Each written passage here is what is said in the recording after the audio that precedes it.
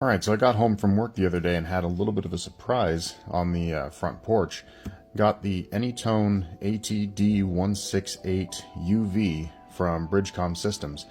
Didn't know right away that this was coming in, so very excited to get to take a look at this one. I had been reading up a little bit on it, not too much about it, and I'd been wanting to check one out, and they sent one to me to do some reviews for you guys, so let's take a look at it real quick. So, right off the bat, I know that this is going to be kind of a, not necessarily a downgraded model, but more of a base model as compared to the 878. So price-wise, this actually comes in right around $199, where the 878 right now, I believe, typically runs about $300. Now, I'm recording this on April 27th. And BridgeCom has been saying for a while now that due to the tariffs, the prices are going up on May 2nd. So if you've been thinking about getting an AnyTone from BridgeCom Systems, this is going to be the time to do it. If those prices are going up on the 2nd, I don't know exactly what they're going to be then. But check out my link in my bio. I do have an affiliate link. It helps me out if you want to make a purchase through there. But anyways, let's take a look at this. So I did talk about it being a base model. What that kind of means is they've kind of cut back some of the additional features that personally I don't necessarily use all that often, like GPS or Bluetooth. I really don't use those much on my radios. This one does say it has a satellite function, so I'm wondering if this actually works well for going after the amateur radio satellites. That's something I've never played with, but this might be a good reason to give that a shot. So it does also say it can do digital and analog recording. That is a nice function to have, especially if you're trying to do any kind of range testing. It's nice to be able to have something that will record the incoming audio so you can kind of get a gauge for how well your signal's making it from certain places. So the 878, I believe, only did digital, so it's nice to see that this one does analog as well. Then you do have 10,000 talk groups and 500,000 digital contacts. I don't know what the total DMR ID database is up to yet, but if the 500,000 doesn't cover it entirely, that's going to cover a significant portion of it. That's more than I would probably include myself. And 10,000 talk groups, also way more than I could even think of off the top of my head. So quite a bit of capability here. Take a look around the rest of the box. Just kind of manufactured by, made in China. And this is just kind of some different translations of what's on the front of the box. And here you see no GPS, no Bluetooth. It does have two markings there for battery size. I wonder which one it actually is. But then you can see the frequency ranges. We've got VHF. Likely these are just going to be your receive ranges for VHF and UHF. This is probably going to be set to just the ham radio frequencies for transmit anyways. And standard accessories, user manual, charging cradle, PC cable. I wonder if this one is using USB for programming. That'd be nice. I hope that trend kind of sticks with the radios. I've seen that. I know the 578 that I did the review on not long ago also has USB programming. It's a really nice feature to have. AC adapter, 1800 milliamp hour battery and 2600 milliamp hour battery. So I think this may have come with two, and then short antenna and long antenna. That's not something I've seen a whole lot of before. So if this radio actually comes with two batteries and two antennas and belt clip, that's kind of a big deal to me anyways. Not a whole lot of radios are doing that. So that's kind of nice to see, especially if you're looking to get into a radio for preparedness. If one is coming already with two batteries and a short antenna and a long antenna, that is really great. It'd be great to see how well these antennas perform, because I know a lot of times people will go out and get a longer antenna aftermarket. So if it's actually coming with the radio and it works that much better, that's awesome. That's less of a cost for you right up front. So let's open it up and take a look. I have not gotten in here yet, so let's see what's inside. So we got our user manual. That looks like it's going to be my own ID for getting into their BridgeCom University. So if you've never done DMR, you're not quite sure how it works, check out BridgeCom University. It's designed specifically for the AnyTone radios, and it kind of gives you a really good kind of step-by-step on how DMR works, how to program the radios, because going from a traditional analog radio getting into digital, there's a lot more that goes into it, and it can be confusing if you've never done it before. So we've got the radio. Let's get it out of the package. And this is a really nice size. It's a nice size. Good size knobs. Those are easy to get to. I like those. I would like to see a little bit more fencing around the knobs to prevent them from being bumped or anything like that. That's just me. Just taking a quick look over it. So, okay, so it looks like the belt clip is actually going to mount directly to the frame of the radio rather than the battery. Let's see, do I have my 878 handy? Without knocking a bunch of stuff over. So there's my 878. So on the 878, the battery, or the belt clip, mounts directly to the battery. So that's one of the things I wasn't a huge fan of about that design, just because then whenever you get a spare battery, you also have to have a spare belt clip to go on it. So if your belt clip is going to mount directly to the radio, I like that. That's just a nice little thing here. Let's see. Yep, so there's your USB, looks like USB-C for programming. That's awesome. And then it's going to use the standard Kenwood, or it's going to be the what you also call the Baofeng connector. So more than likely, if you already have a Baofeng or you've been wanting to upgrade to something digital, if you go with something like one of these AnyTones, this is going to be a very easy transition, especially if you've already invested in speaker mics, push-to-talks, contacts, headsets, anything like that. You're not going to have to go out and get any new PTTs in order to make it work. This will just plug right into it. So we've got the push-to-talk there. We've got a couple of programmable side buttons, and we're going to have to figure out how it all works as we actually turn it on and get to programming it. Get this out of the way. And yeah, there's the long antenna. It's longer than we can get just in one shot right now. So that's nice. That is really cool that they included two antennas. And there's the short antenna. Let's just put the short antenna on for now, just to have one on there. But we'll try and be able to keep it in the frame for the shot here. So there's your short antenna. That's going to be the easiest to carry. I'm really curious how the two compare as far as how they work. And let's see, here is our 1800 milliamp hour battery, and there's the second battery. There's the 2600 milliamp hour. Very nice that it's including two of them. We're gonna put one in the radio here and see if it's got any charge to it, so we can start poking around inside. So I'm curious how well the battery locks up on the radio, because that was one of my complaints on the 878 as well, was battery lockup. Keep in mind, I have not read the owner's manual. Okay, so it looks like we've got a couple tabs up here and a couple almost like wedge lock tabs here. So it looks like those are going to lock in. Can you focus on that right there? So it looks like the lockup on this battery is going to be a lot better than... Okay, so there's a little bit of spring tension and it clips right into place. Okay, that battery lockup is solid. That has been one of my biggest complaints with the AnyTone 878, is the battery lockup on the 878 is not good. It's kind of hard to get it in camera here, but the battery is actually kind of loose in the housing. Not necessarily in the housing, but in the radio itself. And I've actually dropped my 878 a few times, and it's hit the ground and the battery will actually come out, just because the only thing that's holding it in is this little spring-loaded clip up top.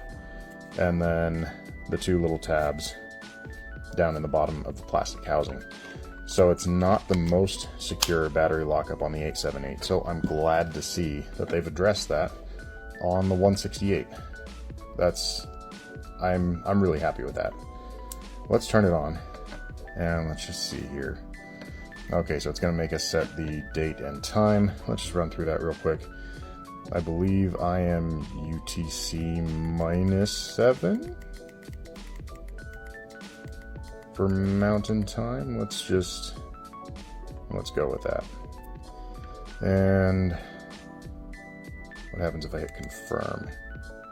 Okay, so I just did not get to finish setting the date and time. Not sure what the right process is there. I'm going to have to go back and fix that, but confirm right after setting the date and time is not, well, just after setting the, what's what I'm looking for, the time zone, that's not going to be the right way to go. Okay, so the screen turns off pretty quick there. And it looks like right off the bat we're in a VFO mode. So it's nice to have a VFO. Okay, this screen looks great. If it would quit turning off on me. So let's just get into the menu and let's see if we can get the screen to stay on for us a little bit longer. Go into display functions, backlight. Okay, so the backlight there is choosing the light level. Stick with light 5, or does it get brighter? This is actually pretty bright already. Let's leave it there. Okay, light time, there we go. Let's just set it to 2 minutes for now, just to give us a little bit of time to play around before the screen keeps turning off. Channel name. I prefer it to show channels, so we will set that. And we'll get in the menu as I've messed around with this radio a little bit more, so I've got a little bit better idea of what we're talking about here. So we've got settings, we've got the record. Here's the satellite. Let's take a look and see what this is all about. So location. What are these? OM44JF. I don't know what I'm looking at here. I'm going to have to read the menu to figure out what it is that's going on here. Satellite data error. Yep, don't know what's going on here. I'm actually going to have to read the menu and figure that out. And it looks like it does have APRS. I believe that is going to be specifically, I don't know if that's digital or digital and analog. We'll figure that out. But so far, I'm liking the screen. That is really great contrast there. It's a little bit narrower than I normally like, but I think that'll get the job done. I'm gonna have to get this programmed up. I don't think my current 878 code plug is going to transfer right over. I'll have to see how that's going to work, but maybe I can get that to export and try and get this on the air and start messing with it here before too long. So anyways, honestly, the battery lockup on here, I'm very happy with that. This is a huge improvement over the 878 so far. I'm looking forward to messing with this radio. No top button on here, so no emergency button. It's technically an emergency button on most land mobile radios, but program it for whatever you want. But anyways, I don't have it here, just an LED. So just still in the VFO. Channel knob goes through there, and then it looks like if you want to scroll quickly, just up and down. Let's just see really quick if we wanted to program something here. We would have to go into settings. That would be channel settings. We can go channel type, so it's currently set for digital. Let's just go analog. And then if we wanted to set our CT/CSS, just choose whichever one you want.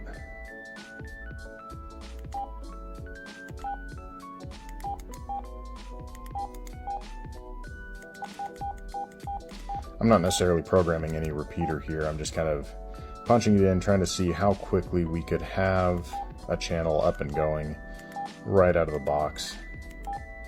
Got optional signaling. What do we have for optional signaling? We've got DTMF, 2-tone, 5-tone, QDC 1200. I'm not so sure what, well, I have a feeling QDC 1200 is probably a mimic of the like public safety or land mobile radio MDC 1200. I have no idea if that's compatible with MDC 1200. I may have to mess around with that and see how that works. We've got transmit power, got low, middle, high, and turbo. I don't know what the exact values are for that right off the top of my head. I haven't looked into that. That'll have to be something we find in the menu. We've got our offset, squelch, bandwidth. What do we have set here? Currently set for wide, since that's going to be a standard for most ham radio use. You do have the option to go narrow as well. So it does have a scrambler for analog. Keep in mind, scrambling or encryption, not good to go on ham radio frequencies. I believe as far as encryption goes, if you're into that, it does have ARC4 and AES 256. They should be using the Motorola standard. So if you, I don't believe their business version of these is out yet, the commercial version.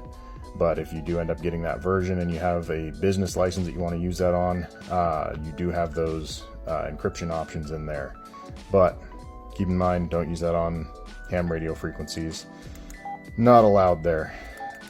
So overall, we can get into, you can get a channel going pretty quick here.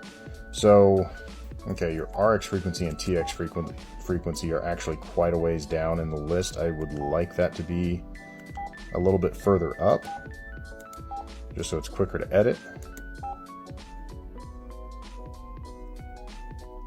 Let's see, was there a way? Yeah, I just kind of have to delete it and then back out. Talk around. There's your channel name, busy lock, TX prohibit.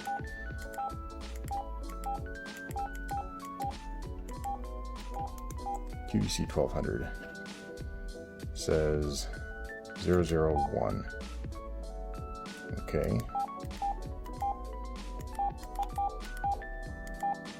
So it looks like you probably have to program the QDC 1200 through the CPS, PGTID. So this would be if you have the QDC 1200, DTMF, 2-tone, 5-tone, you can either have it transmit that at the beginning of the transmission, end of transmission, or both.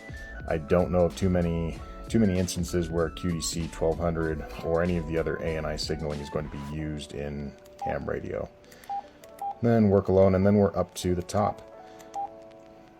So I think we'll call it for this video here. We're already 18 minutes in. Overall, like I've said, I'm pretty impressed with the build quality of this radio. One thing I was a little bit bummed about, this is only IP54 rated as far as dust resistance and water resistance. I would have liked to have seen it be IP67, just because I kind of like that as a standard on any of my portables. Not something too commonly found, but for the price and for the features so far, this one seems like it's going to be a great option, especially in the preparedness market. I am really glad to see that they fixed the battery issue. I believe this also does USB-C charging. I don't know if that works specifically through that charging port. Sometimes batteries have a USB-C charging port. I'm not seeing that on the battery itself,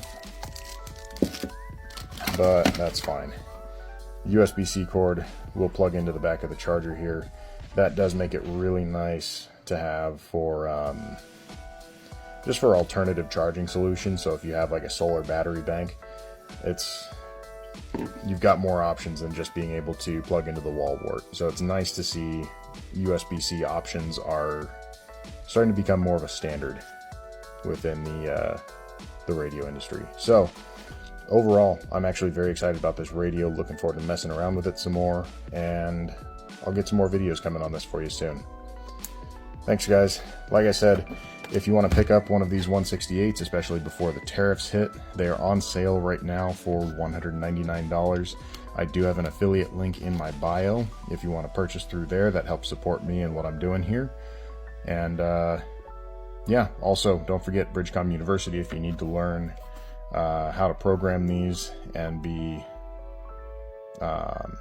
ready to go and be more proficient when you're starting to get off the ground with it. All right, guys, thanks for watching. We'll talk to you soon.